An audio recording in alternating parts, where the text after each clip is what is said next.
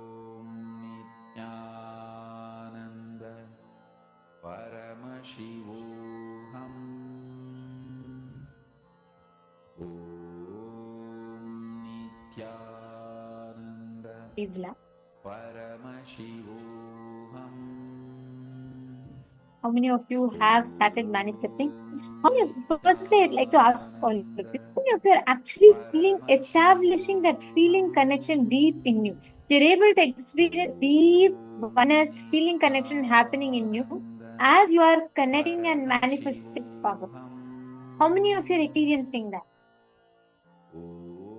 Please post in the chat. Because what all are learning about now, the power that we're all manifesting now, is being able to connect to the Panchabhutas. And this ability to connect to the Panchabhutas will establish you in the space of oneness, where you will not lose the focus. You'll always have that experience, a deep experience of oneness in your happening. Great. I request all the participants to please share how many of you have manifested and how each of you have manifested power.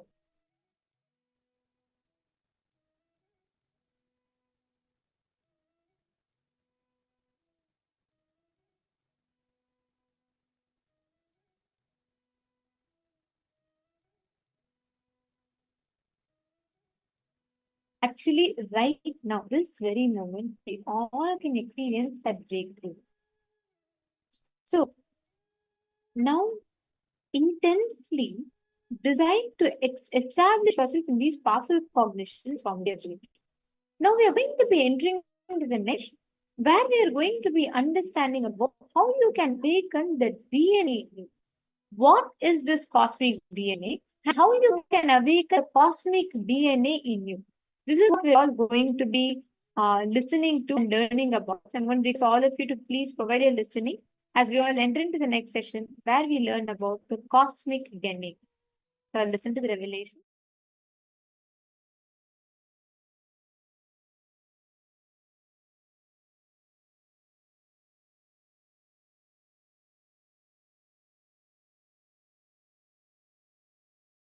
So the essence of my today's message is two parts of DNA you have. One is known by the science, which is responsible for your form, disease and all that. The unknown, the second one is unknown, which scientists call as junk DNA or shadow DNA, which I call as Jivatman DNA, self DNA. Awaken that self DNA, because that has all extraordinary powers. Life will become extraordinary joy when that is awakened. And the known DNA will dry. Those biomemories has to be dried. No other way. It cannot give you the life. That is not your blueprint. That is not your blueprint. You need to know that.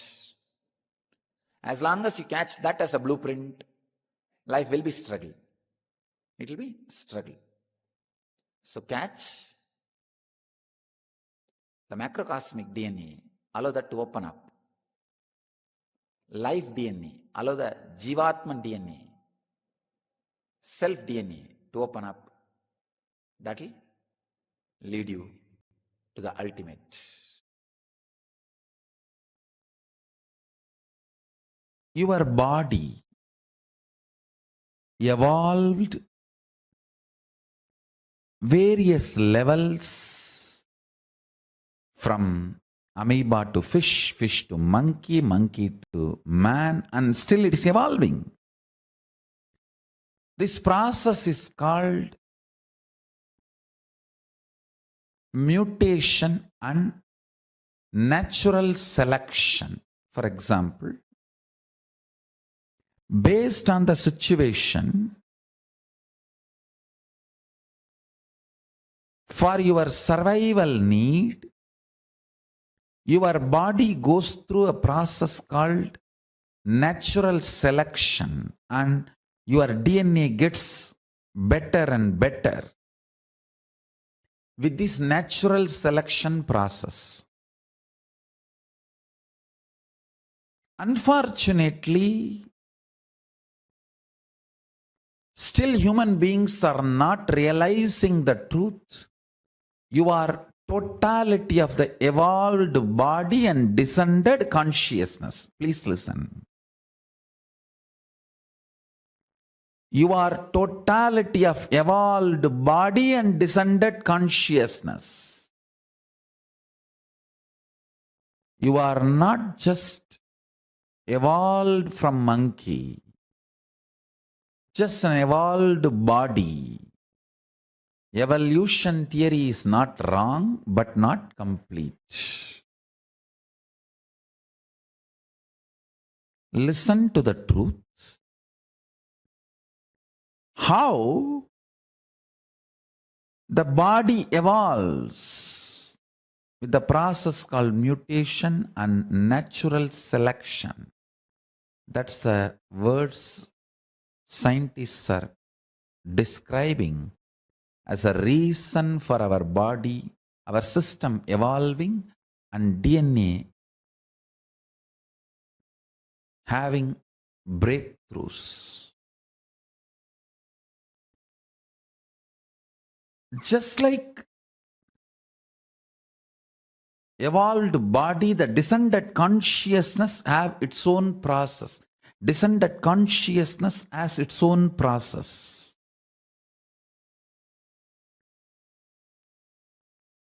In the body, it's called natural selection. In the level of consciousness, I'll give this process, the equivalent of the natural selection process happening in the level of superconscious descending. I'll give the title of, listen carefully, conscious decision. In natural selection, you have to select from available options. In conscious decision, everything is possible for you. There is no limited options presented in front of you. There is no such thing as here there are a million options, choose from this. No. Only in the body level, physical level, missions are presented or asked to choose anyone. That is what is called natural selection, based on the situation, survival of the fittest, and multiple reasons you do natural selection. But the descendants of the superconsciousness, it's a conscious decision. The good news is this moment you can decide to be liberated. There is no step by step. This moment consciously you can declare, I am unclutched.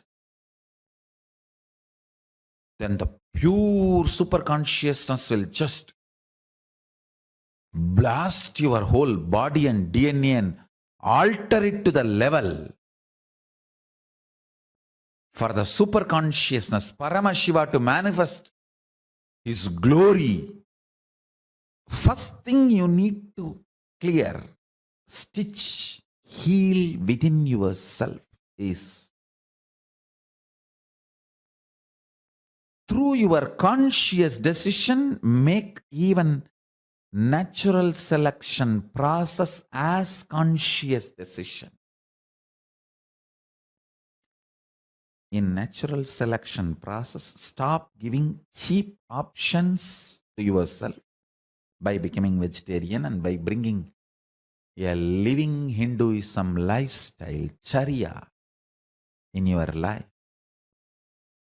Making yourself organic, vegetarian, eating as Paramashiva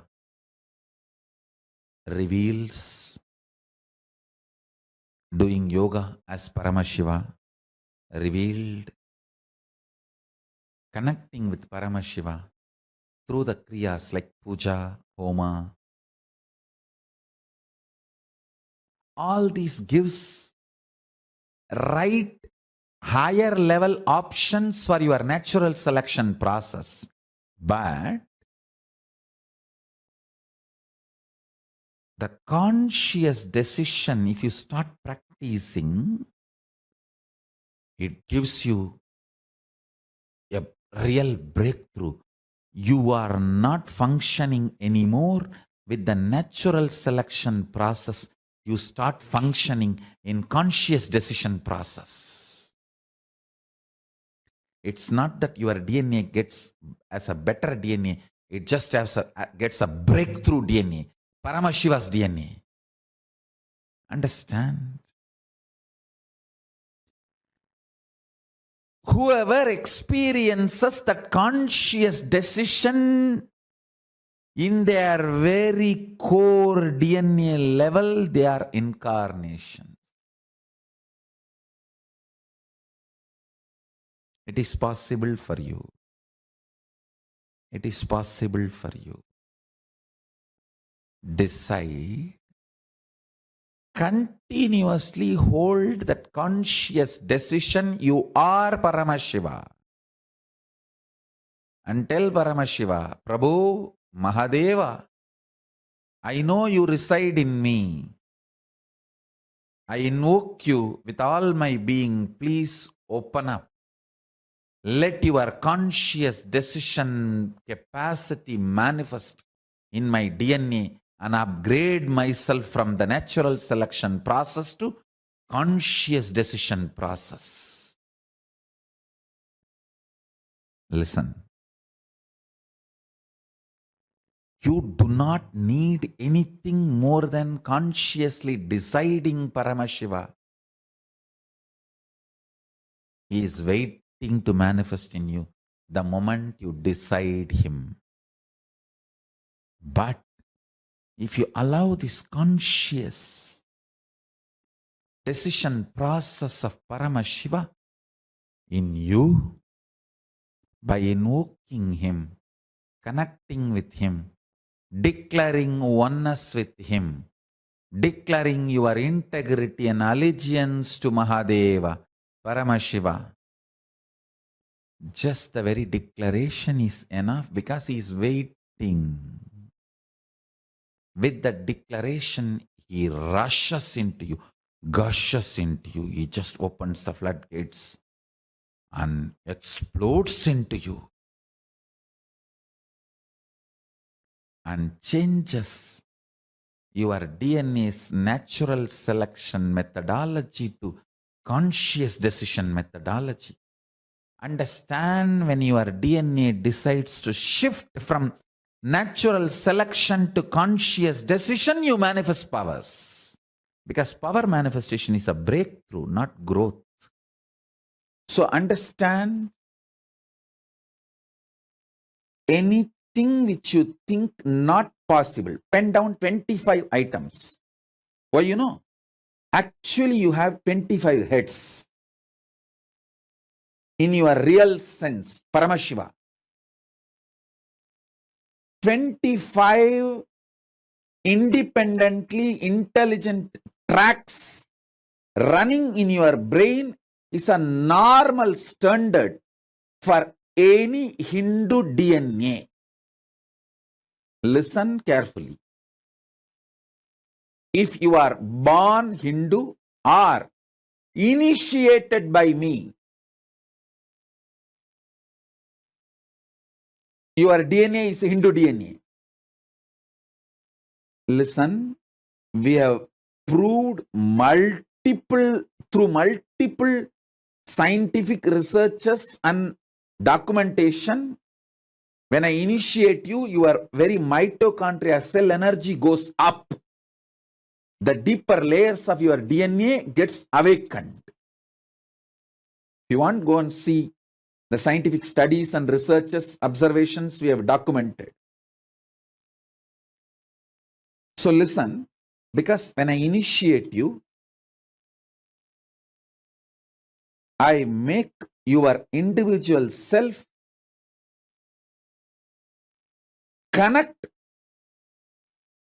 with your higher beings in the parallel universe, like Swargaloka, Mahaloka, Janaloka, Tapoloka. Listen, a normal, common Hindu, practicing Hindu, I should say this word, a practicing Hindu has 25 independently intelligent tracks available for his brain.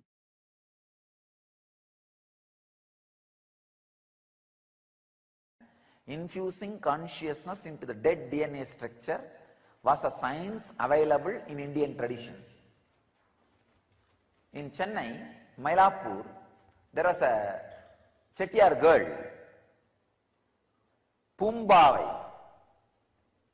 She died in the snake bite.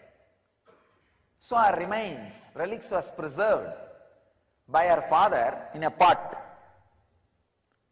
So Tiruñana Sambandar, a great saint who knows the science of DNA.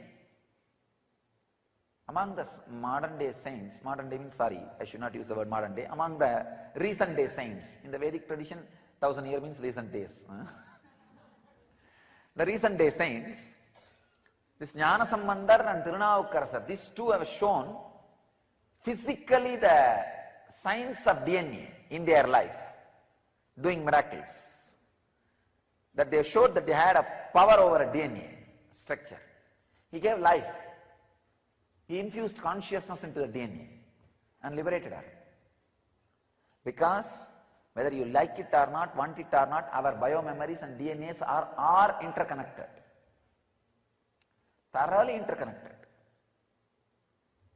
Thoroughly interconnected. Our biomemories and DNAs are interconnected. You can see. So, if you elevate your consciousness, naturally like Bhagirath, you will infuse life into the DNA structure of your ancestors and raise their very frequency. If they are in Pitruloka, you will promote them to a higher level. If they are in Bhuloka, you will elevate them to higher consciousness. I can explain the whole Mahabharata, how this one liberal action and conservative reaction, just that with that one quality, Krishna played the whole drama and won the Kurukshetra war. Sometimes he lost the battle but never lost the war. Yes, in Abhimanyu's issue, they lost the battle. Krishna did shed tears, understand? Because Krishna's one of the important Vishwas. He wants this whole Bharat to be ruled by his DNA. And he wanted his DNA to be the source of Bharat, which is the right decision, which is the right thing. So it is through Abhimanyu it is going to happen. When Abhimanyu died, he had tears. But fortunately, already Abhimanyu's wife was pregnant. So he won the war but lost the battle. He would have produced few more kids and managed the country in a much better way. In Abhimanyu's issue, Krishna lost the battle. Abhimanyu's issue was not just Arjuna's son. It was Krishna's ambition too. It is through Abhimanyu, Krishna was getting the best DNAs collected, the best Kshatriya and Krishna's intelligence. The Yadava, understand? It is Kshatriyas, Yadavas together formed Bharata, and the whole Bharat is ruled by Kshatriya Yadava DNA.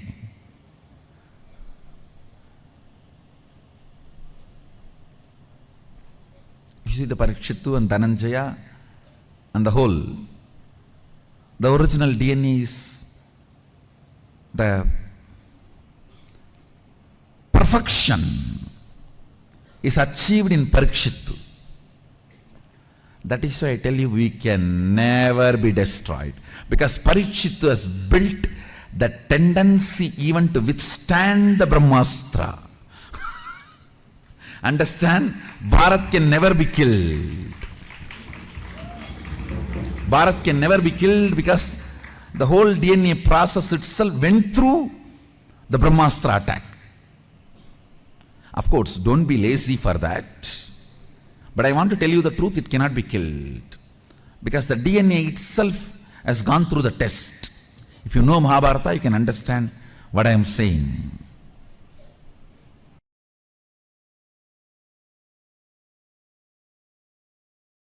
Research reports. The most profound research proof of past life connections is documented by National Geographic DNA Journey, Genographic Project, they call it.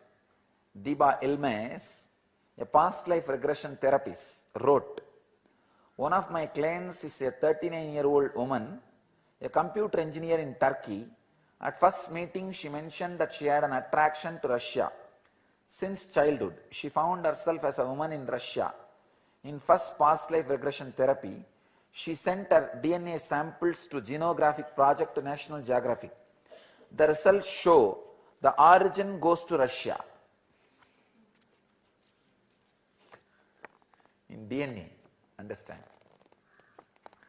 In the second regression session, she found herself as a young woman in a small village which she called Lapland. She had been killed by German soldiers along with the entire village. Evidence showed that Lapland was an area in Sweden and the German soldiers had killed all people in Lapland in the late World War II. Again, the National Geographic Genographic Project showed her DNA connection to Lapland. I completely agree with it. I can give you from my own example, my own life, the extraordinary intelligence I showed in the knowledge of the Vedic tradition, Puranas, the Upanishads, or the traditional scriptures, and the memory I exhibited before even the age of 10, without even being trained in any formal way. Of course, not just my family, the whole village, Tiruvannamalai village is a witness for the extraordinary way of me expressing the stories, the Upanishads and Gita and Yoga Sutra and whatnot. So I can tell you, this revelation is truth, And of course, Bhagavad Gita says, "Bahuni me vyatitani janmani tavacharjuna tanyaham veda sarvani natvam vetta param tapaha." Krishna says, "You and I have passed many births, O Arjuna. Difference is I can remember all of them, but you don't know yours." A research by Caroline from Galactic Foundation. They have a website, galacticfoundation.com. They say, dormant DNA activation activates the dormant portions of the brain. Average person with one strand of activated DNA use only 10% of brain capacity. So DNA activation increases the capacity of the brain. And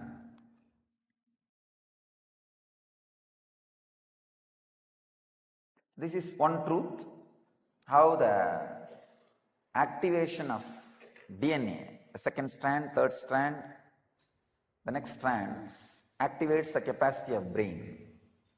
There is another one research, Dr. Rick Strassman states. So his research says, DNA activation in turn activates the pineal gland, Ajna Chakra, located in the middle of the brain, at the back of the third eye region. It is called seat of the soul.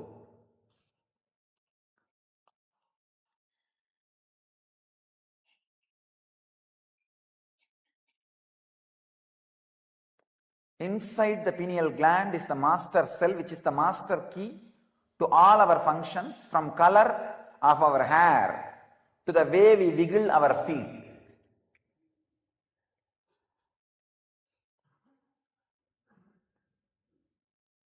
Beth Coleman, his research.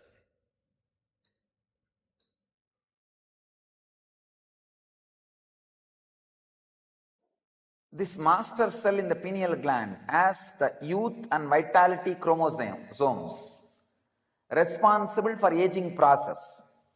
Activation of this gland leads to increase in melatonin secretion responsible for anti-aging. Melatonin is anti-aging hormone.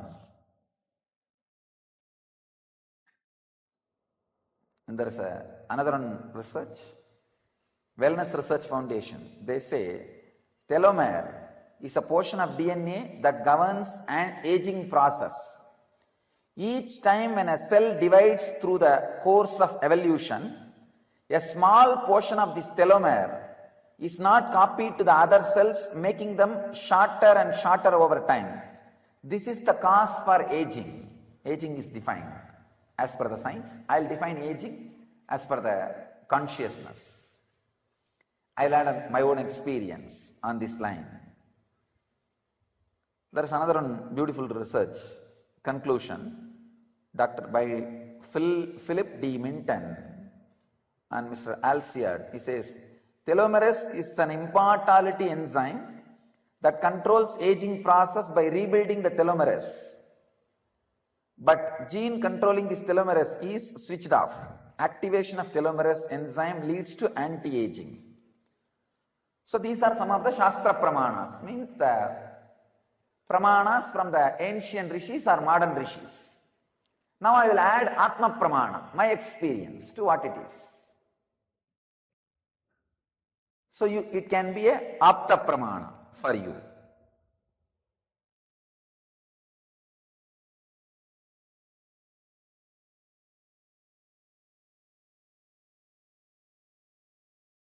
The more and more life is added to your life,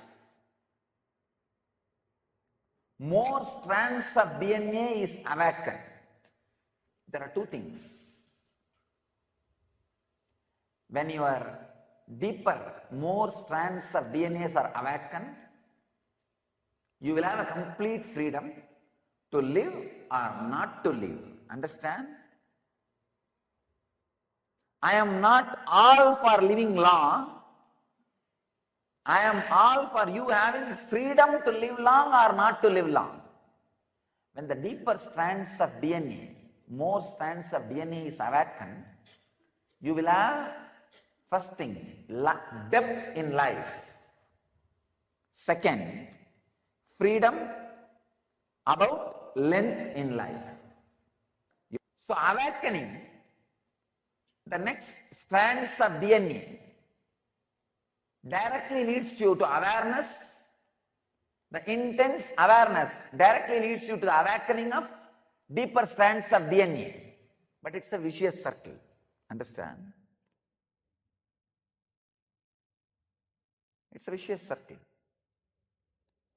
When you try to awaken the DNA, you feel you don't have enough awareness.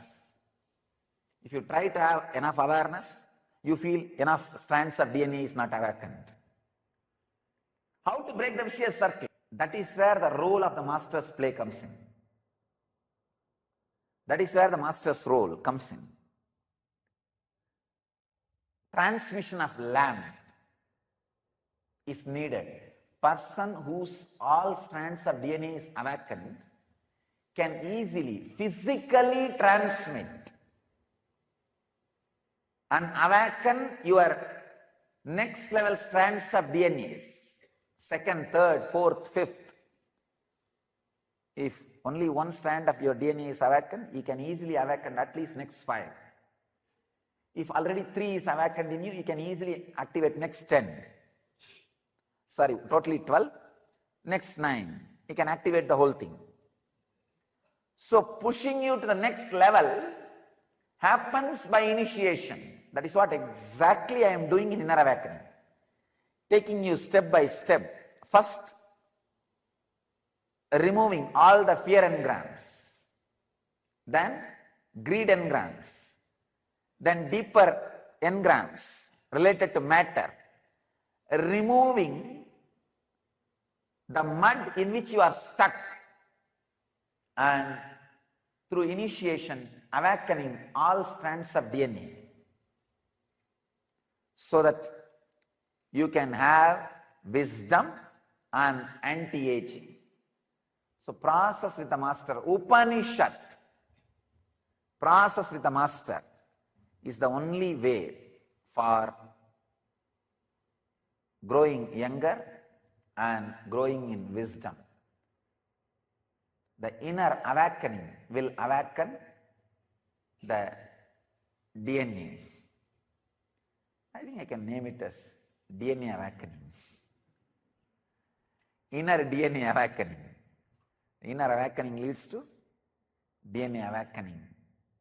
And that naturally leads to more awareness, growing younger and growing in wisdom. The scientist Daniel Winter and his heart coherence team found proof that human emotions can reprogram your DNA and shape your immune system.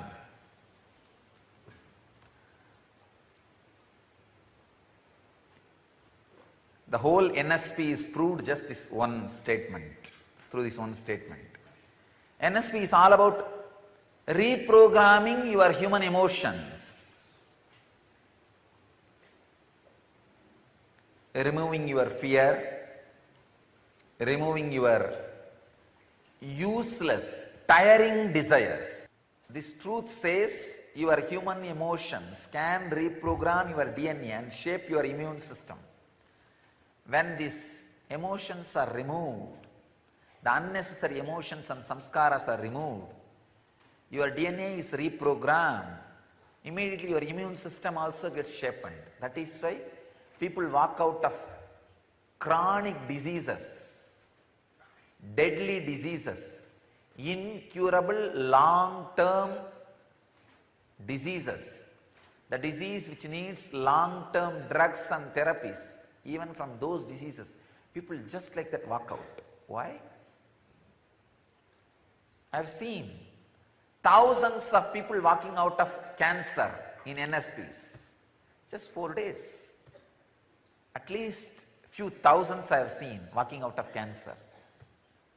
And 90% of the people who attend the program I have seen walking out of depression. 90% walking out of depression. The remaining 10 also does not want to walk out. It is the depression. They have too much of vested interest in their depression. I have seen.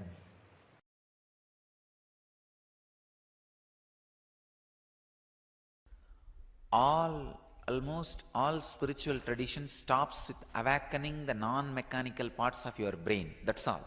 They stop with it. Siddha tradition is the first science, spiritual science, which has dived deep into the realms of awakening the deeper strands of your very DNA. Making new man is possible only through Siddha tradition. Of course, Siddha tradition is not separate from Vedic tradition. I can say a small secret mystical group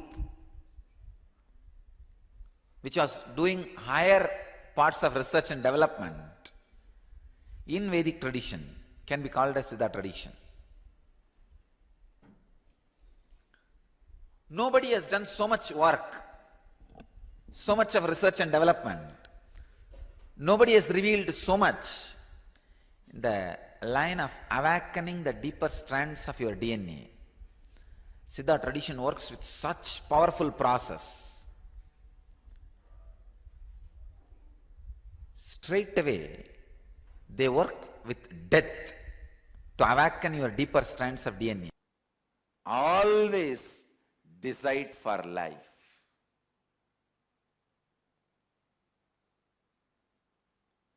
You have a right to live. With this context of Ishavasyam idagum sarvam yatkincha jagatyam jagat. Even if you have not achieved that context, decide to live and align that context to you more and more. Because you have not yet achieved that context, don't decide not to live or against the life. No. Decide to live. Declare. Decide. My DNA, I have the authority to reprogram, deprogram, program as I want. Decide to live. And even if one corner of you has self-doubt, I have decided many times not to live, what to do? I don't care. Now I am deciding to live. And whenever those decisions against life comes up, I'll clean it up, but I am declaring and deciding to live. Kurvan neveka karmani jijivishetchadagum samaha. As a disciple of Upanishadic rishis, as a follower of Upanishads, declare, Kurvanne karmani jijivishet chadagum samaha. I decide to live. My decision is for life. From now on, not only consciously, even unconsciously, subconsciously, I will not entertain decision against life. I'll entertain only decision for life.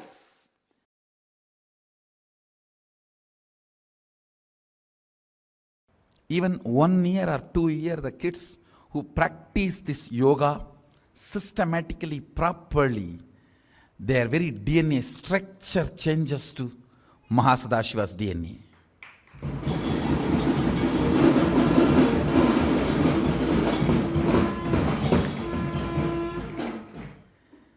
Every Kundalini Rajju and every Shiva Stamba is literally Sadashiva's Murti, Mahasadashiva's Murti.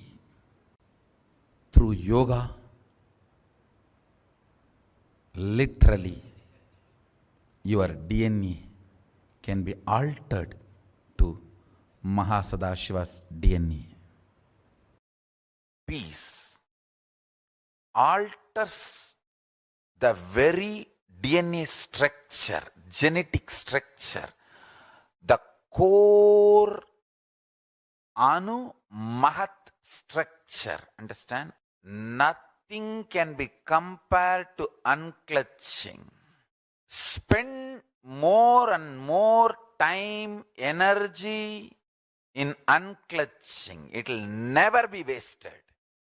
Time spent on unclutching is the most productive time for you in your life, because unclutching completely makes you altogether a different material. Understand? It makes your very biomemory, muscle memory, core structure, molecular structure, genetic structure, DNA structure, everything, all the 8 energy flow circuits, 7 energy flows, 1 the pure conscious explosion. So totally 8 energy flow circuits exist in you. All the 8 explodes when you unclutch. Understand? Unclutching is the space of Sri Kailasa. The consciousness which is atom inside the atom and universe more than the universe, that starts growing inside your body when you start developing the practices which raises the peace-centered powerfulness. Understand? Peace-centered powerfulness starts growing in your life with these 5 things. Detoxing methods like Samskara Dakana Kriya, Mrigasharirvasa, Nirahara Samyama, unclutching, completion. Do all these practices. Deeper and deeper peace-centered powerfulness will start growing. Peace-centered powerfulness makes you different, metal altogether. It changes the very structure of your DNA, molecular structure, biomemory, muscle memory, the very quality of bioenergy.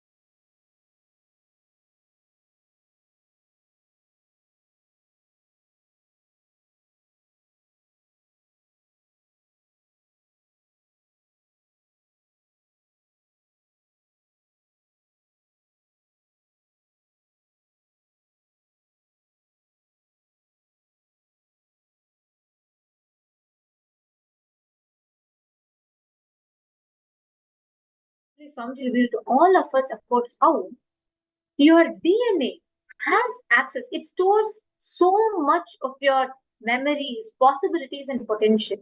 Whatever science knows is only one part of the DNA, and whatever science is not able to know, it has labeled that as junk DNA, which is actually the Jivatman DNA, the part of you that stores so many powerful possibilities and potential that you carry in you, which is there in the Jivatman DNA. Actually, it's a very elaborate study by Dr. Bruce Lipton on something called the epigenetics. Epigenetics means above the genes. What we naturally know or what we naturally understand as how our genes and DNA functions. Swamiji had revealed about the science very elaborately way back in the early 2000s itself, where Swamiji revealed about how your DNA, actually we all think we are 100% influenced by your DNA, right? How many of you have heard that growing up? Like people tell you that, this is the genes, it's there in your genes, that's how it's going to be for you. How many of you have heard that? Please put yes in the chat.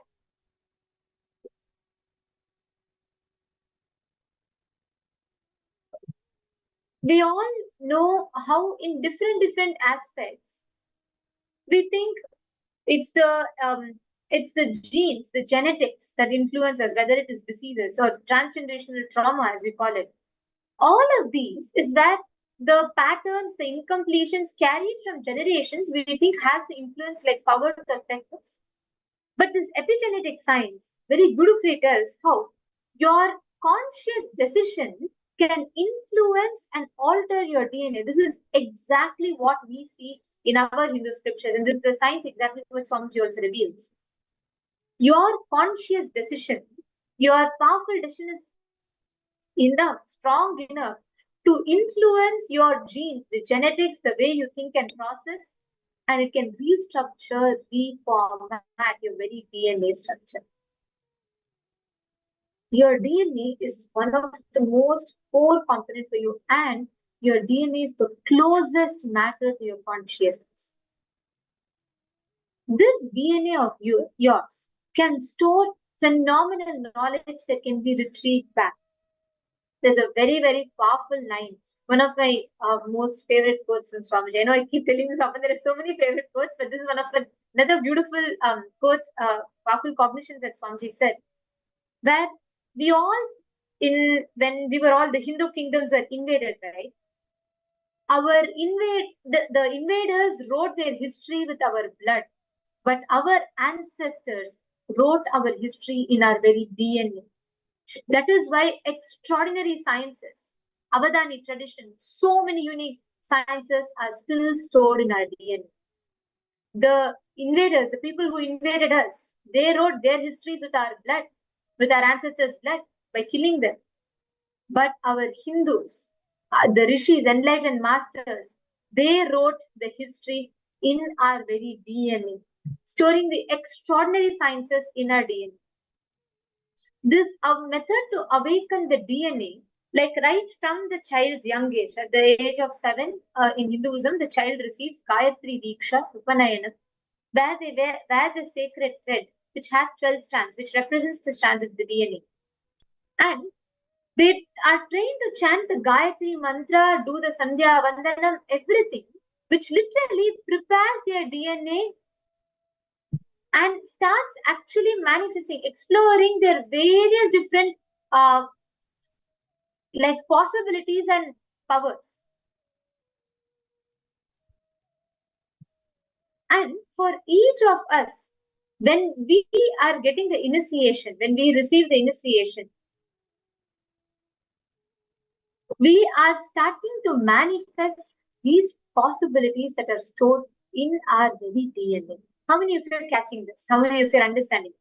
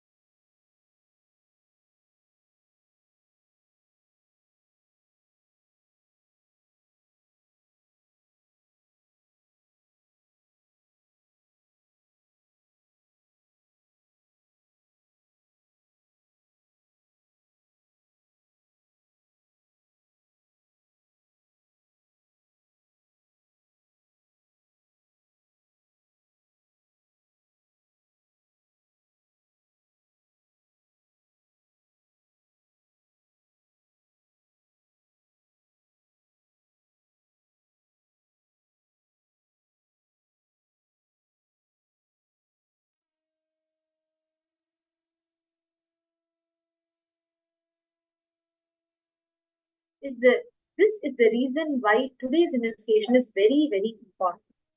In today's initiation, Swamiji is going to be conducting a very, very powerful process through which Swamiji will be awakening your DNA, the core component of you, based on what you function, how you function, and awakening all of the hidden possibilities that lays latent in your DNA. Actually, there's a very interesting study that was conducted where we mostly think we are just influenced only by our heredity, right? If you are born to a certain family, a certain mother or father, then you express their genes, you express whatever their genome is, and that's what you express exactly. And we think that has a huge role to play in not just in your appearance, in your qualities, in your aspects that you give. There's a very interesting study that was conducted where kids who are adopted, who genetically don't match to their parents, they don't have the same DNA, they don't have the same genes as their parents. When they were starting to grow up from young age, when the adopted kids were brought up by the parents, even they started having the exact same qualities. They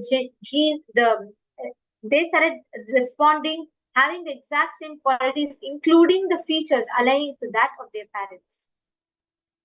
It's actually a very, very important thing, because your conscious decision is very powerful and can influence the reality, influence the way how you experience life. The science of awakening the genes, awakening the DNA is very deeply, very intrinsic and very deeply explained in Hinduism. And only an avatar can reveal this science. Only an avatar can give this as an experience to people. When you start actually understanding and when you start manifesting this, the kind of an awareness that you will have, the way you will start manifesting this possibilities in you, it will be extraordinary. Because you are not, see, right now we think, oh, I cannot do anything about my, probably my, the diseases that comes to you hereditary. Or you cannot do you have a problem, the transgenerational trauma that passes down from your ancestors together. It is true to one extent, but the complete truth is, as much as it does influence you, you have the power to change it. You are not required to carry the exact same thing and pass it on to your next generation. Most of the times that's what happens. You have people say, if you have in your genes, like in your ancestry, if they've had heart diseases regularly, that is going to get passed down to your child. And we say, okay, nothing can be done. It's genes, it's hereditary. Or even certain behavioral patterns. We say it's genetics. You've seen your father do this, you've seen your grandfather do this, and he's seen his father do this. And so we believe that this is all like completely hereditary and we can't do anything about it. Well, there is the influence of genes. That's not completely a lie, but that's not the complete truth either, because you have the ability to influence your genes. You have the ability, you're using your conscious decision to alter the way how your genes and DNA expresses. Are all of you catching it? Today, this is what we're all going to be learning about in elaborate detail. And Swamiji is going to be initiating all of us into this very science. Now, let us all enter into a very beautiful Kriya that Swamiji has established, which once again, if you think, certain infections, certain diseases that you have, which are getting carried over and over and over, Swamiji has given a beautiful science that can make you harness your Kundalini Shakti, the inherent energy within you, to heal you from various different diseases that you are carrying. One such Kriya that Swamiji has revealed about is the Nitya Kriya for curing infections. This is a very, very powerful Kriya, yogic techniques, methodology that Swamiji has developed, which will make you harness your Kundalini Shakti and various different, the Prana Shakti and various different energies in your body to align and heal your body and to produce the intended result for which the Kriya is designed. So now we're all going to be entering into the Nitya Kriya for curing infections, and Swamiji will himself will be guiding. I request all the participants to please follow along, and let us all enter to the Nitya Kriya.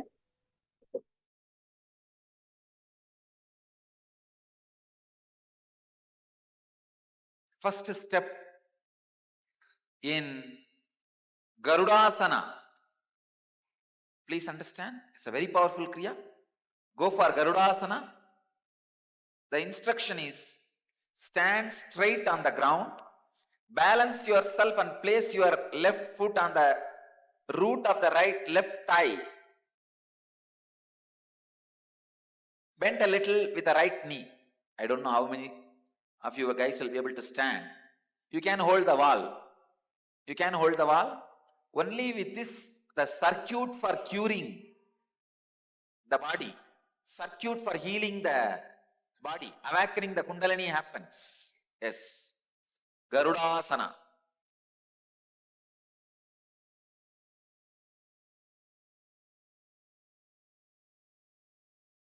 Bring the left knee close to the right ankle.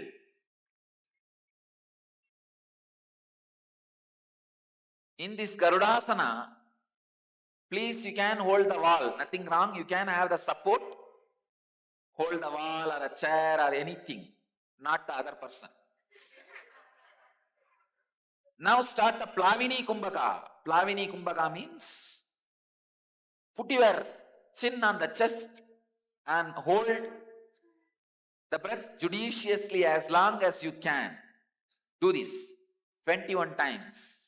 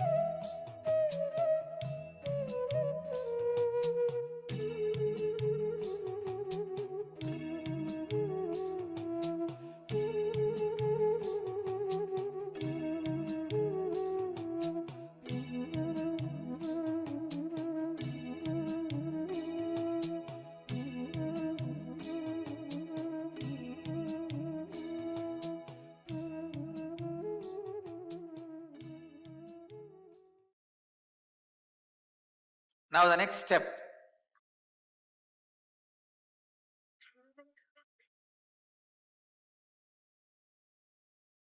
Murchana Kumbhaka.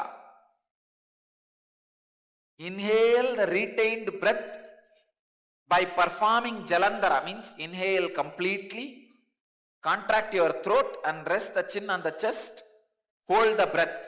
Same thing, more period it will happen now. That is why it's called Murchana Kumbhaka. Inhale completely, contract your throat and hold the breath, means by resting the chin on the chest, hold the breath as long as you can, and exhale. When you can't hold anymore, hold. Do this 21 times.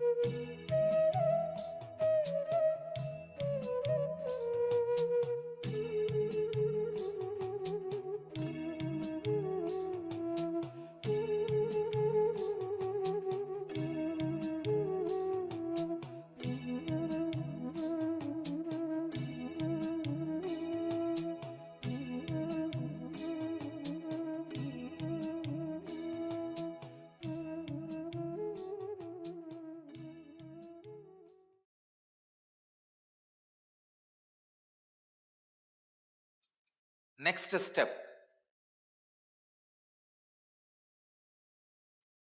Garudasana second version. Please understand the instruction. Be seated on the ground. Bending the left leg. Place the left heel under the anus. Bending the left leg. Place the left heel under the anus. Fold the right leg and keep it upright. Placing the right foot close to the right buttock. In Garudasana, Kamala Kumbhaka.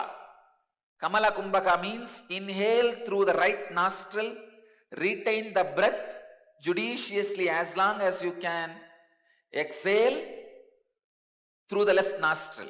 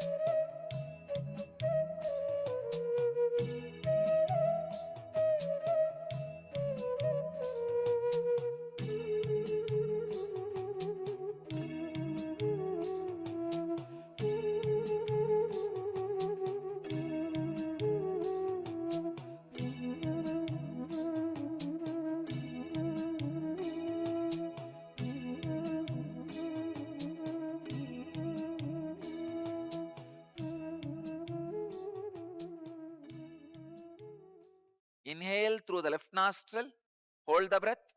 Exhale through right nostril, hold the breath. Exhale through left nostril. Let me show you.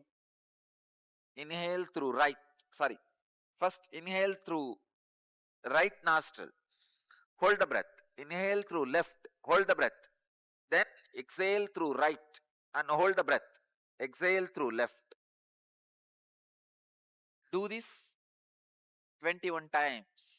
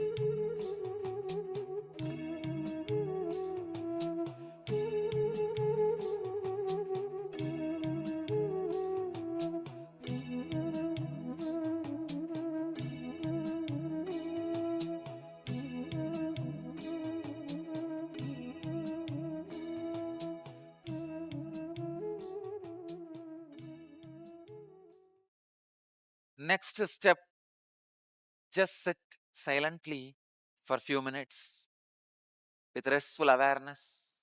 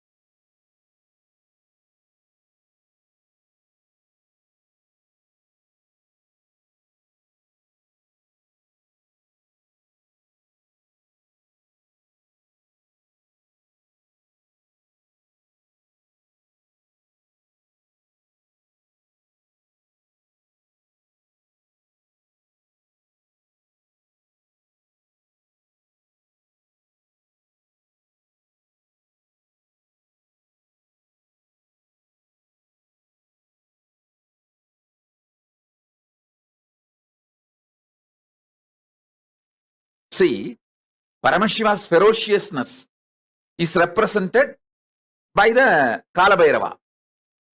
Paramashiva's knowledge is represented by Dakshinamurti. Paramashiva's ecstatic cosmic dance is represented by Nataraja.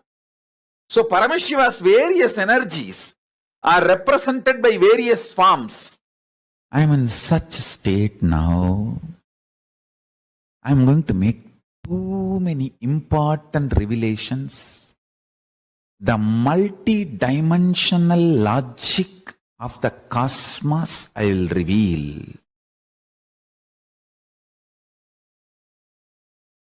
Surely the binary logic cannot understand what I am trying to tell.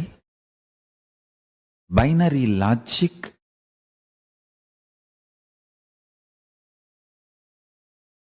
will not be able to, because it is not matured enough, it has not grown up enough to catch the cosmic reality. Understand? If you can grasp a being, conscious being, creating the principles of creation, creating the principles of creation, not just creation, creating the principles of creation with one hand and sustaining the principles of creation, sustenance, rejuvenation, pulling out of delusion and liberation, and rejuvenating in one hand.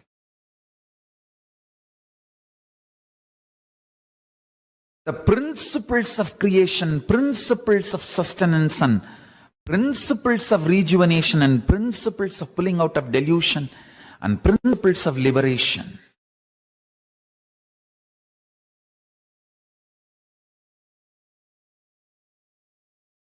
Through one hand, manifesting the principles of manifestation,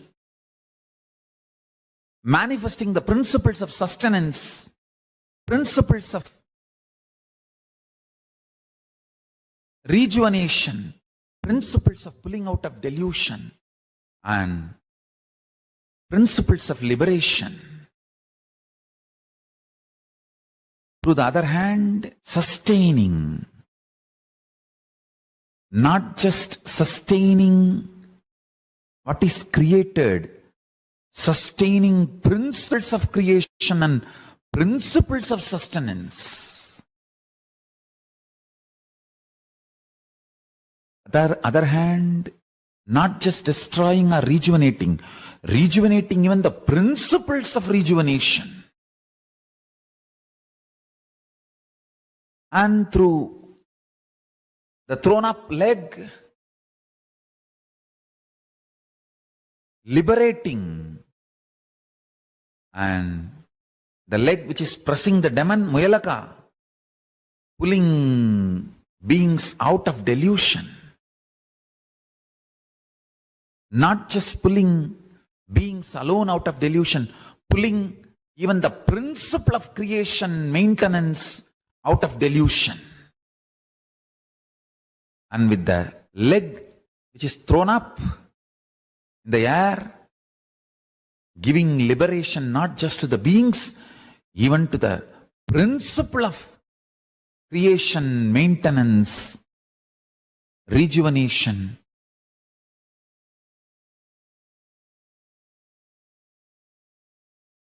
Pulling out of delusion and liberation. Doing all this not only without stress, in ecstatic dance. Just even if you grasp intellectually this, you will grasp Nataraja, the Ananda Dandava, cosmic dance of Nataraja. That is the meditation, ultimate meditation, connecting with Paramashiva, Nataraja.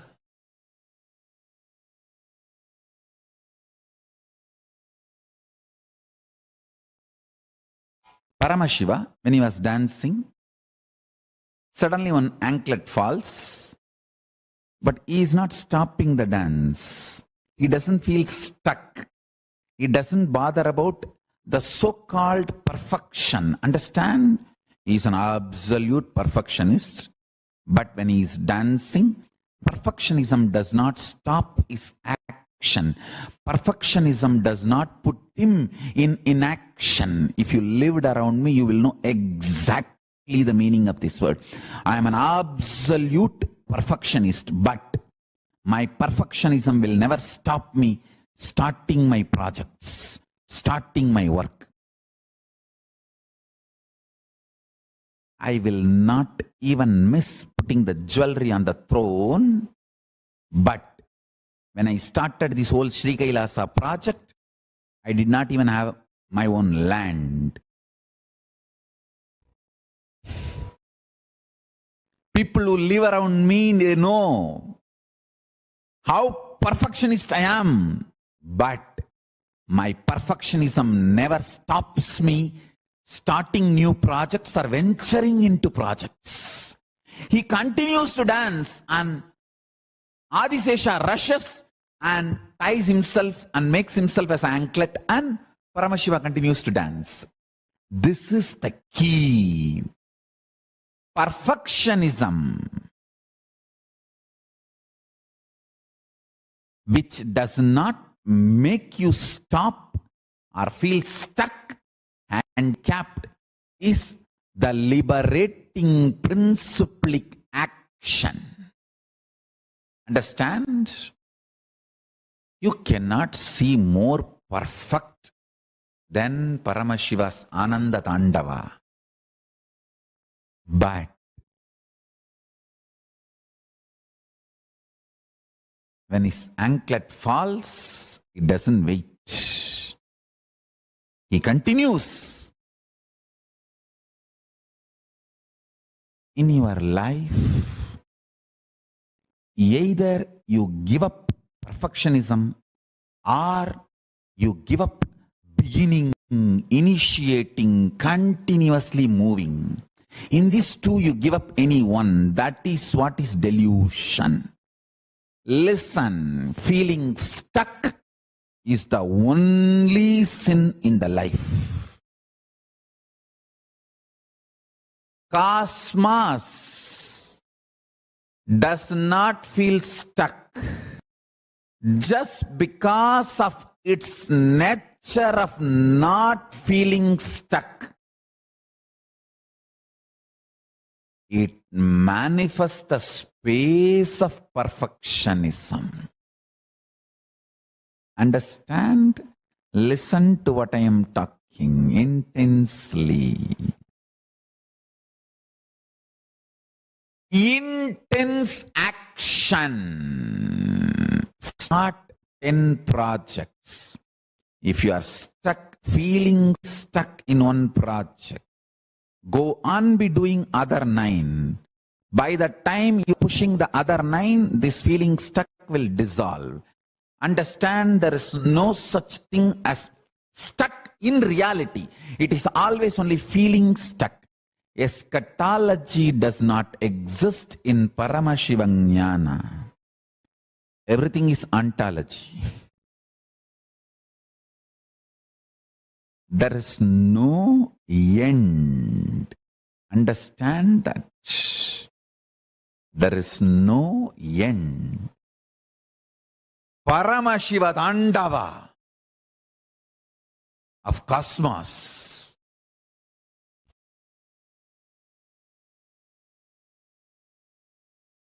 Its perfection is because it doesn't get stuck. Stop feeling stuck. Stop being stuck. You will manifest perfectionism. Understand?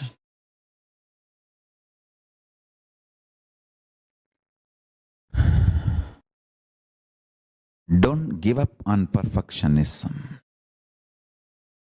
but don't stop actions. Binary logic teaches you, if you want to be perfect, start late after preparing everything. Multi-dimensional logic teaches you, only by your action you will reach the perfection. You will manifest the perfection. Do not give up on perfection, but do not stop acting. Understand, enlightenment is ultimate, not final.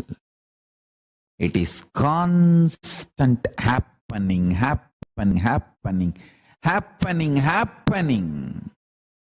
In few days you will see the whole satsang background and the way it is going to be relayed. It's all going to be next level.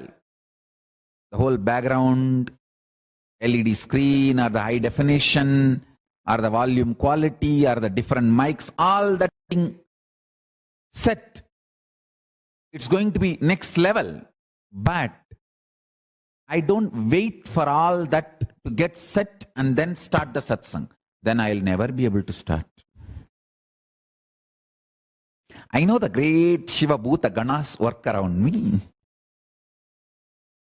I just start the dance by its intensity. Perfection to perfection to perfection to perfection manifests. Not imperfection to perfection. No. Perfection to perfection to perfection to perfection to perfection to perfection manifests. Listen carefully. Dance. If you see your body as third person, you will dance as Nataraja. Your body will just fly like a feather. You will be so light.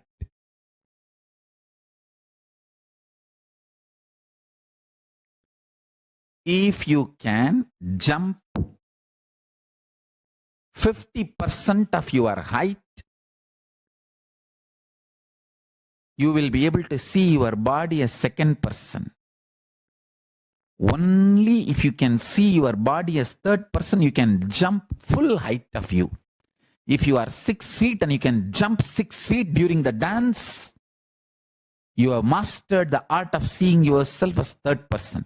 Only if you see yourself as third person, you can jump your full height.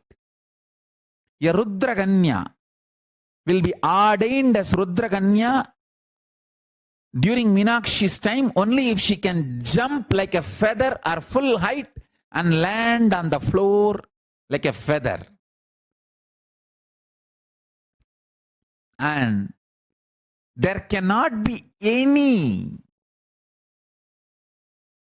pain, even the pain feeling in the muscles or body. There's a beautiful incident during Meenakshi's time happened.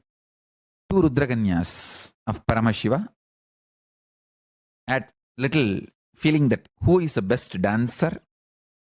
Then Meenakshi conducts a small experiment. She gives flower bouquet to both of them, and they are expected to dance with a flower bouquet, holding the flower bouquet in the hand.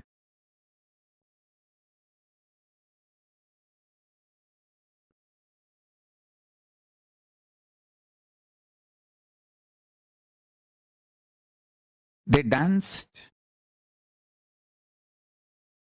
In between, one Rudraganya dropped the flower bouquet from the hand because in both flower bouquets there was scorpion.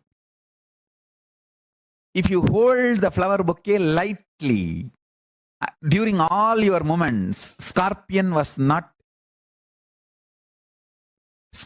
did not feel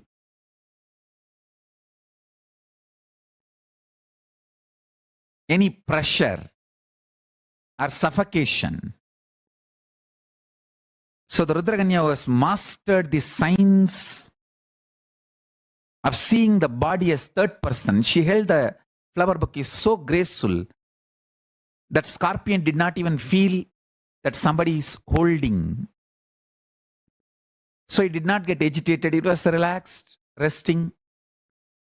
But the other Rudraganya was not mastered. She mastered maybe the body movements, but not the conscious way of holding herself. So she held the flower bouquet a little tight. Maybe she was a little suffocated inside, and jealousy.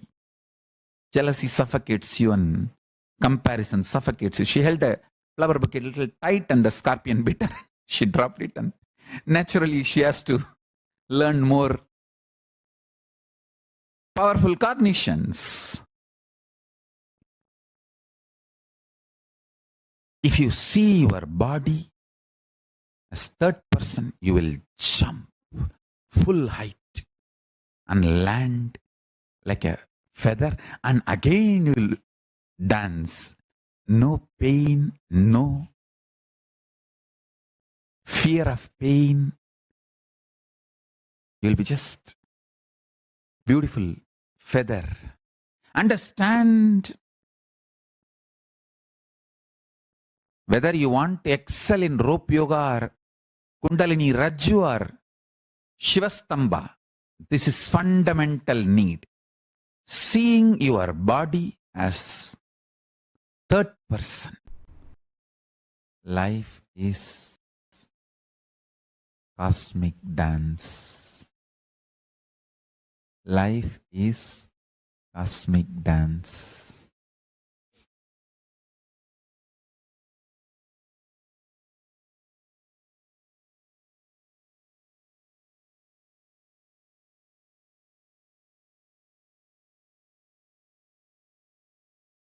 Nothing compared to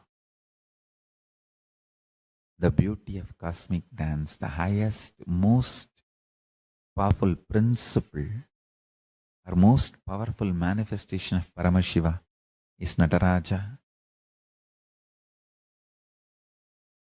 Literally doing Panchakritya with bliss. Let's meditate on that form. Nataraja. Connect with Nataraja. Paramashiva himself in the form of Nataraja.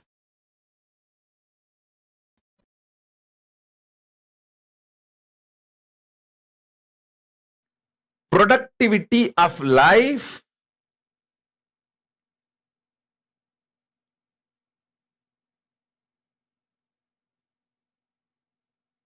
means multiple times your patterns and mind dying in the same body. Waste of life means carrying mind into multiple bodies.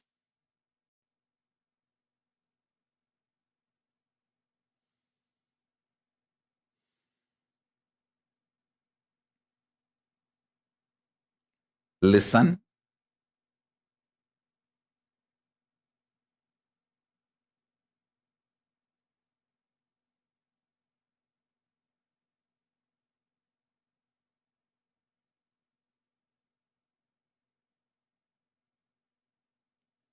Nothing can equate the truth about life. To experience the truth of life, anything can be sacrificed. Experience this one truth. The more number of times your patterns die, you come to completion in your life is productive. Few minutes I'll give you.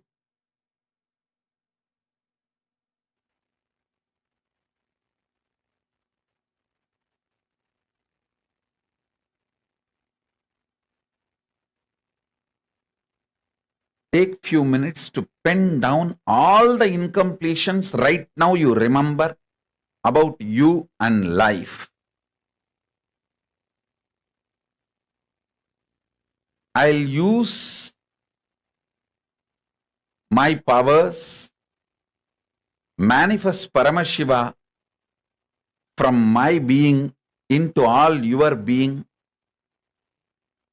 Through this intense process, spiritual showering, I'll complete you completely and literally burn your past. I will literally burn your past.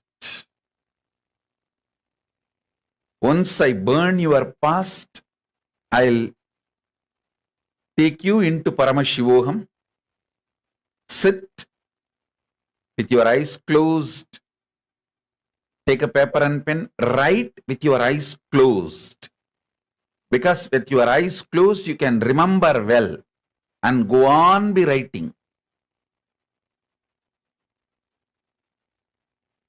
Take these few minutes to pick up paper and pen. Sit with your eyes closed and start writing your incompletions. Please listen. If you finished writing, once you finished writing, you can sit. I'll start the process then.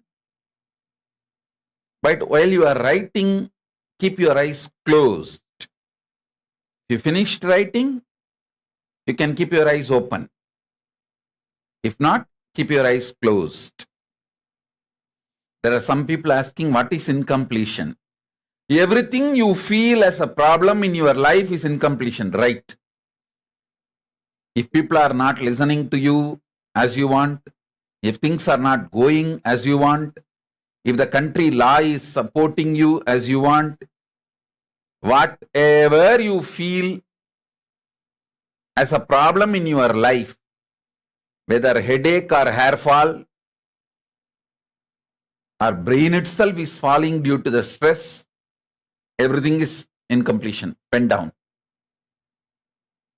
I'm going to manifest the powerful energy of Nataraja, who is the Lord of living enlightenment. Living enlightenment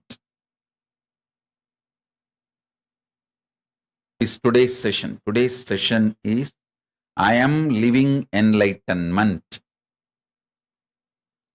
Nataraja, aspect of Paramashiva, brings complete completion. Actually, he makes incompletions irrelevant. Dakshinamurti brings completion to completion. Incompletions, all your incompletions will become complete by Dakshinamurti.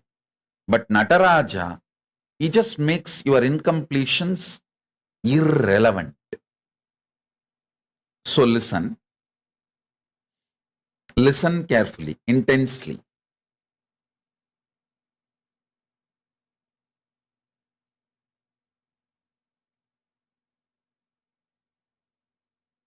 I'm going to manifest intensely Nataraja, Paramashiva's powerful manifestation is Nataraja. I'm manifesting Nataraja now.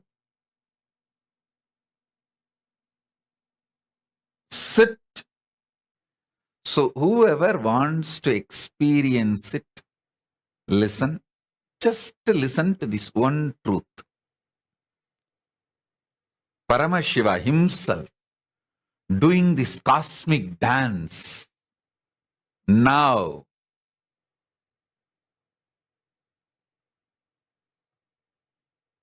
Inside me. Decide to trust this and sit with me now.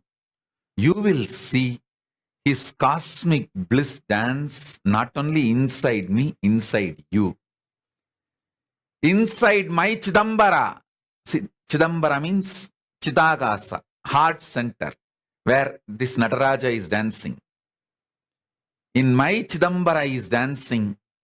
He will dance in your Chidambara also, because all our Chidambaras are one and the same, connected. The moment you decide to trust in my Chidambara is dancing, the connection has happened. He will start dancing in your Chidambara, in your Chidakasa, heart. Listen. He is dancing right now in my heart, doing Ananda Tandava. If you decide to feel connected to this introduction of me, he will right now start dancing in your heart. So you don't need to close your eyes. You can sit with eyes wide open, or you can even dance. If you know Bharatanatyam, do Bharatanatyam. If you know Kuchipudi, do Kuchipudi. If you know just Gumanguttu, you do just Gumanguttu. If you know only the Kailasa Buddha Dandava, how we jump in our programs, and if you, that is called Kailasa Buddha Dandava. There is no any special knowledge required, just a bliss. Paramashiva is jumping, so we jump, that's all. Kuttu. If you know that, you can do anything. Just if you decide to connect, trust. Paramashiva is doing Ananda Dandava in my inner space. Understand? I am declaring very clearly. Paramashiva is doing Ananda Tandava right now in my inner space. If you decide to connect with this truth and be with me now, he will do the same Ananda Tandava in you. Let this Shaktipada and Shaktinipada happen. Enjoy, experience Ani Tirumanjanam, Natarajas Ananda Tandava Darshanam. And one thing Arunagiri Yogeshwara has made it as my DNA. Continuity, Nitya Ananda. Continuous. I tell you. Stop feeling stuck.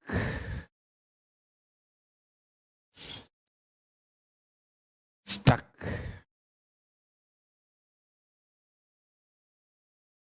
And stop stopping.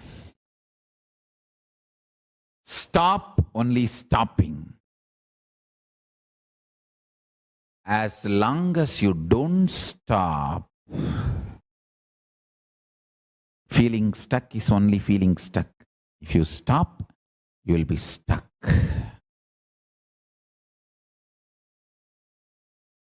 I still remember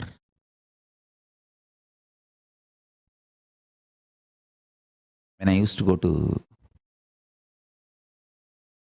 Polytechnic from Thiruvannamalai to Kudiyatham, sometimes I had to cross this Pachakuppam railway crossing. That's one place. It's not on the way between Thiruvannamalai to my college, but sometimes I will have to go to different places from my college. I will not even be sitting in the bus, because usually that crossing takes half an hour or 1 hour. Multiple trains will cross. So on the railway level crossing, the buses will be stuck for half an hour, 1 hour. I'll take ticket only up to the Pachakuppam cross and then get down, walk, cross the level crossing and go to that side and catch the next bus and move. I'll say that I'm not interested in getting stuck.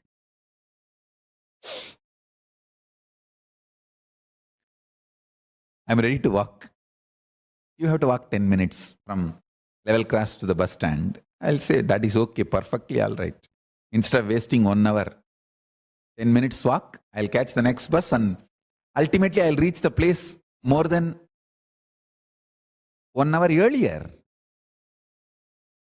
Understand one thing. Do not be stuck in anything.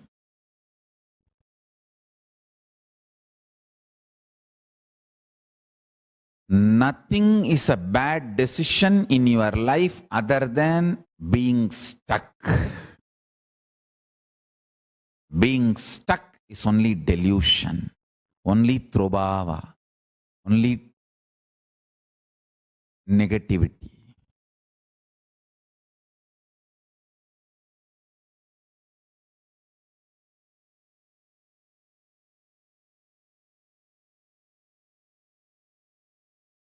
Epistemology of the human nature. Understand? The origin, nature, methods, and limits of human knowledge. I'm teaching you the epistemology of Paramashivoham, essence of epistemology of Paramashivoham. Be like Natara, continue dancing.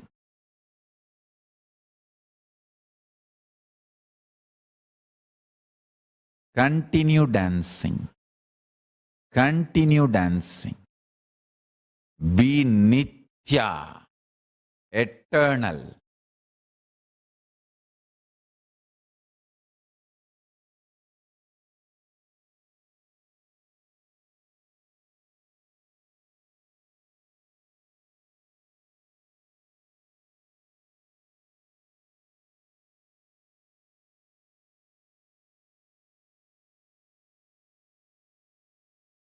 Nothing is wrong decision if your whole life is seen together other than feeling stuck or being stuck.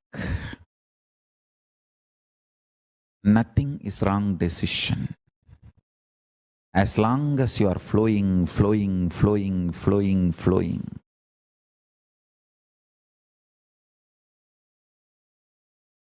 Nothing is a wrong decision. As long as you are flowing, flowing, flowing.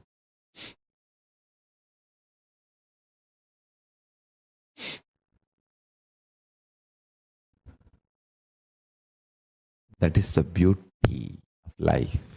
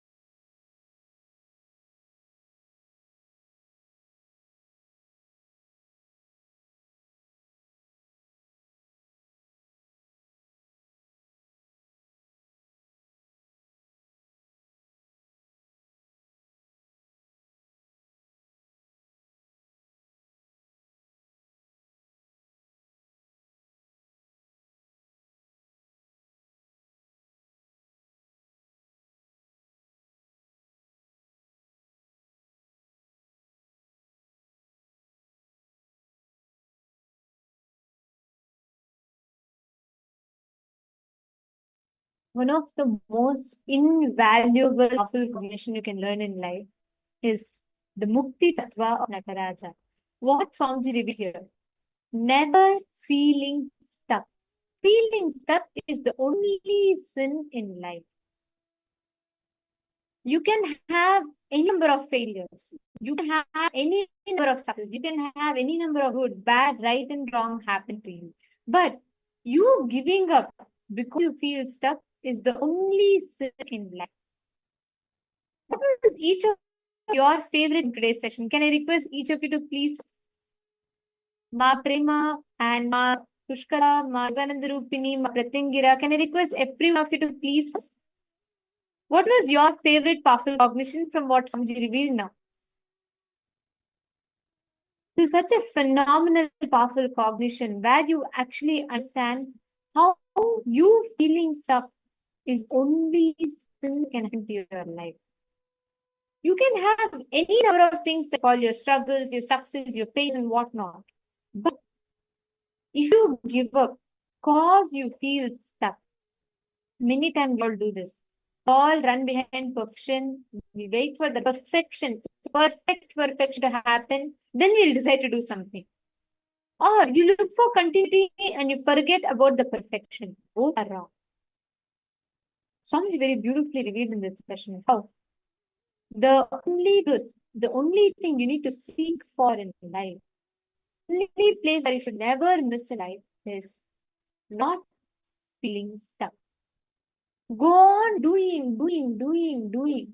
Even if it's wrong, if it's not proper, it's okay, but do it because that will make it become proper.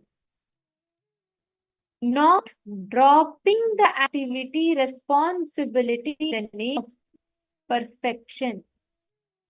That is Mukti, the liberating principalic action of Nataraja, of Sadananda Truth. Actually, today, the kind of cognitions that we're learning are some of the most important ones, the most precious ones.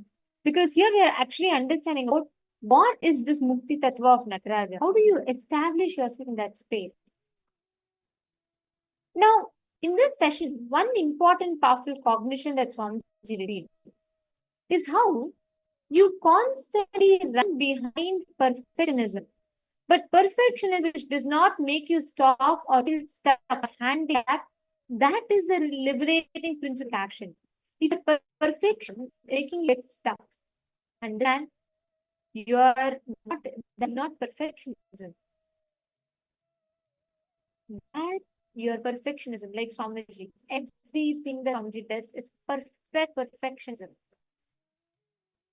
The only thing and the most important thing is he never gets stuck for perfectionism. Like if you see logically, right? If one of us had to start a country, let's say, I mean, rather we would even think of it or dream of it. But let's say you so happen to have a vision of establishing your own country.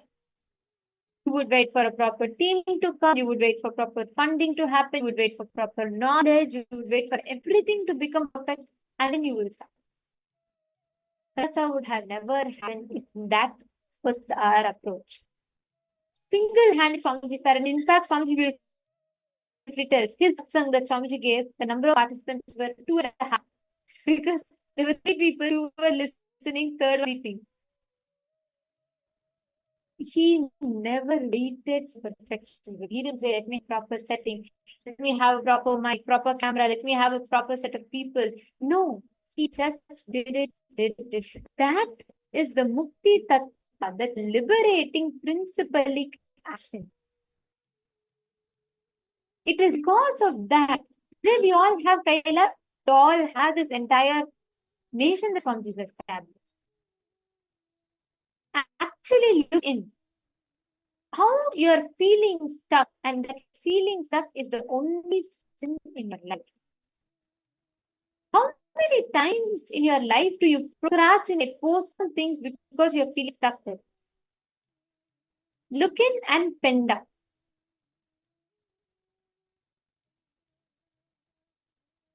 I request each of you to please do this sincerely. Wherever you decide, you make a particular decision, but you feel stuck. And because you feel stuck, you give up on it.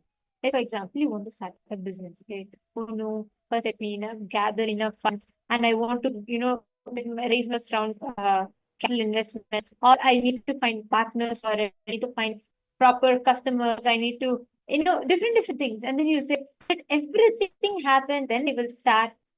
By then, the whole idea you will give up, you lose energy in everything for it. The most important is what you have.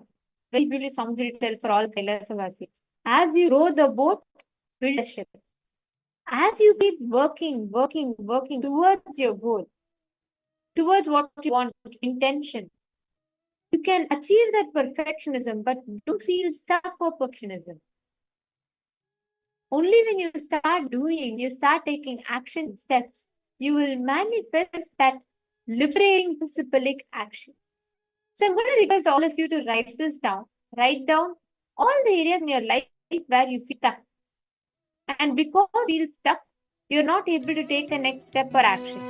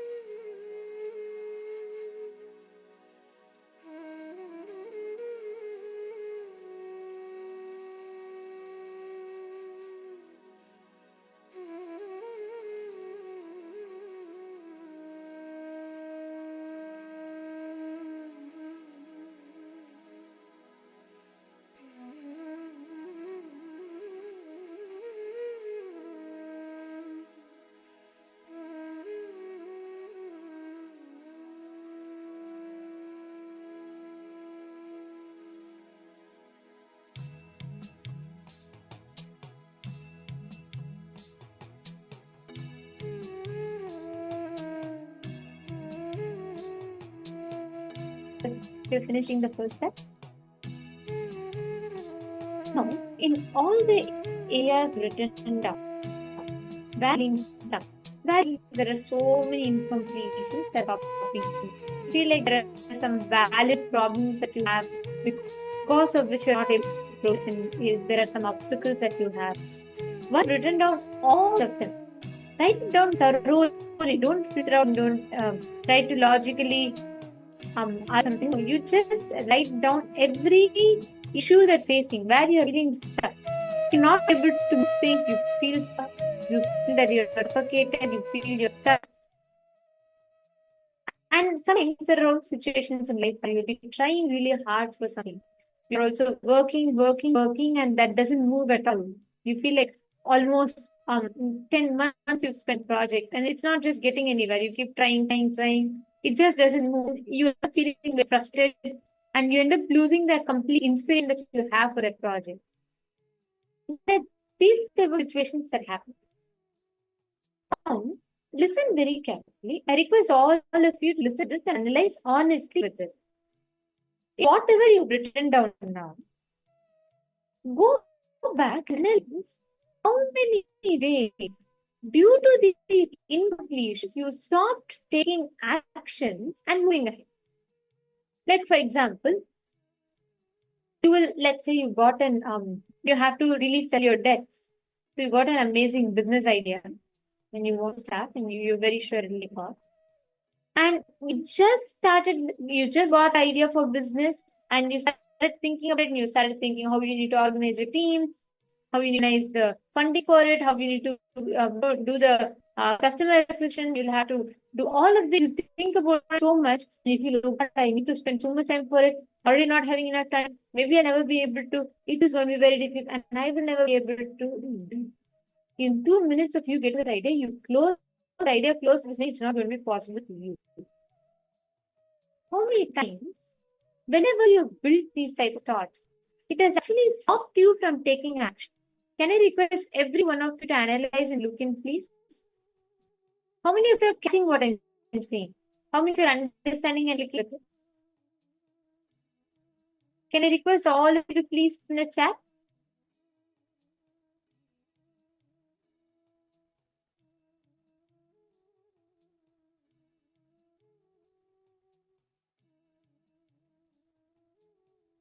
Sit and actually pen down, write down. Honestly look in and see every situation, how the perceived incompletions and the impossibilities to create for yourself actually ended up making you feel stuck. Please revisit everything that you have written down and please write this down honestly with yourself. I request everyone to spend a few minutes on this.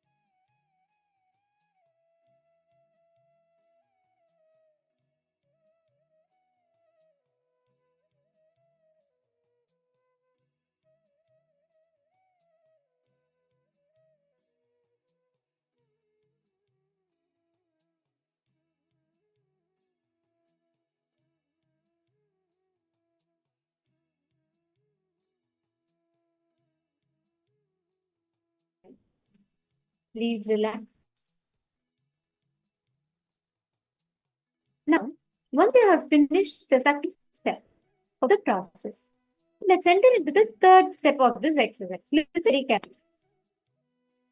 Every situation that you have written down now, wherever you stopped yourself from bringing that completion, wherever you stopped yourself from experiencing that completion, now consciously decide to stop feeling stuck. You feel stuck is the only sin that you're committing. So every area wherever you are stuck, decide to drop and stop feeling stuck. Decide to complete every situation where you are stuck and start having a breakthrough in each of those areas. Please take a few minutes. Identify all the places wherever you are stuck, wherever you are struggling, wherever you take, you really try to not move. Now you've written down all of it, right? Decide to stop entertaining that feeling of being stuck. When you stop entertaining that pattern of feeling stuck, actually you will start having amazing breakthroughs in life. You will not anymore keep entertaining powerlessness and weakness as a part of you.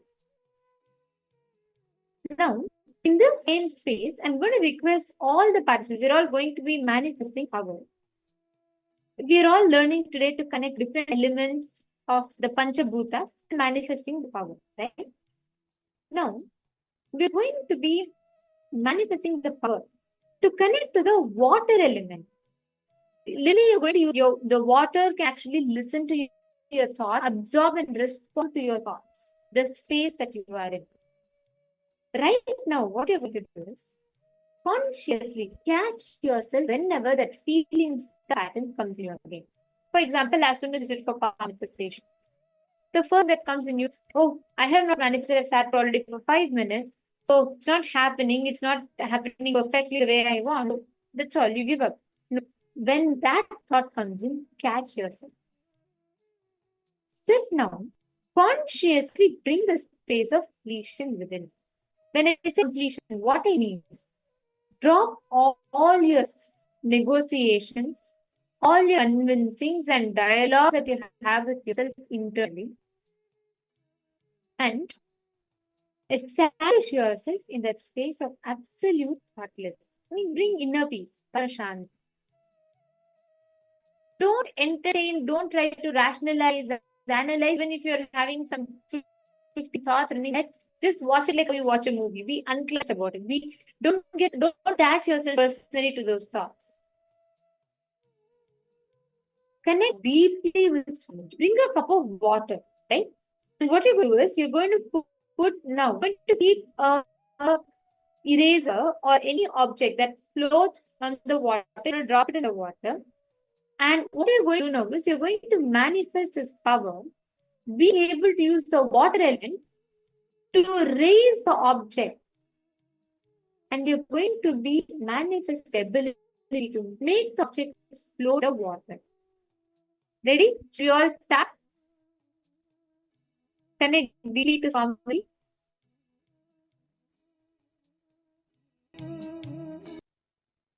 And intently chant the Vakya. Right now, you will be able to start manifesting it. Paramashivoham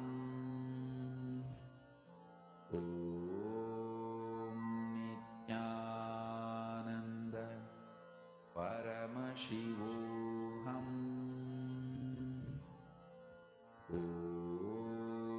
Nityananda Paramashivoham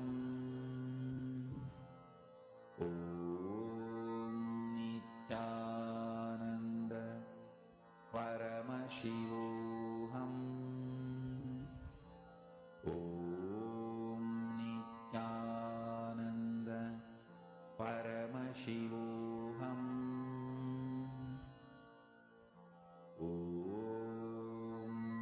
Nityananda Paramashivoham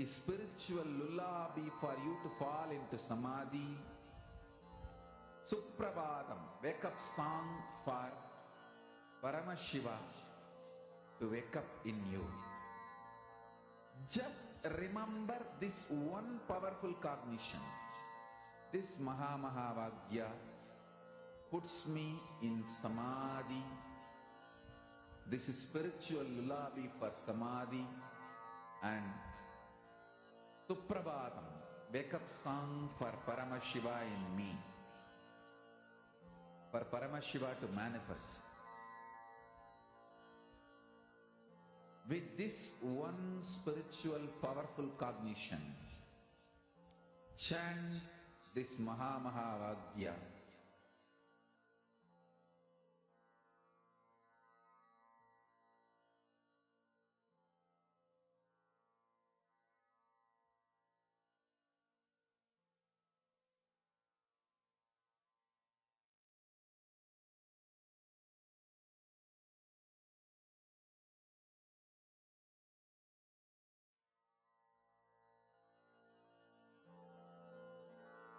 Mahavagya, spiritual lullaby for samadhi.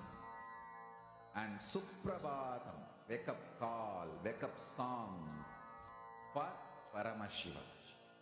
For Paramashiva to manifest. With this one spiritual powerful cognition, chant this Mahavagya. Om Nityananda Paramashivoham. Om Nityananda Paramashivoham.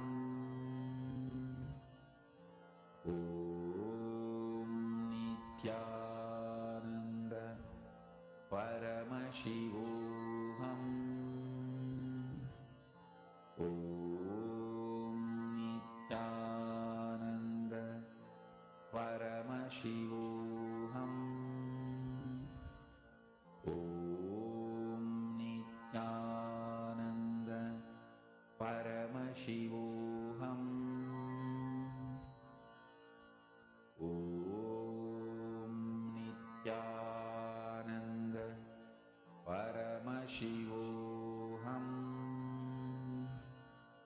Om Nityananda Paramashivoham. Om Nityananda Paramashivoham. Om Nityananda Paramashivoham. Om Nityananda Paramashivoham. Om Nityananda Paramashivoham. Om Nityananda Paramashivoham. Om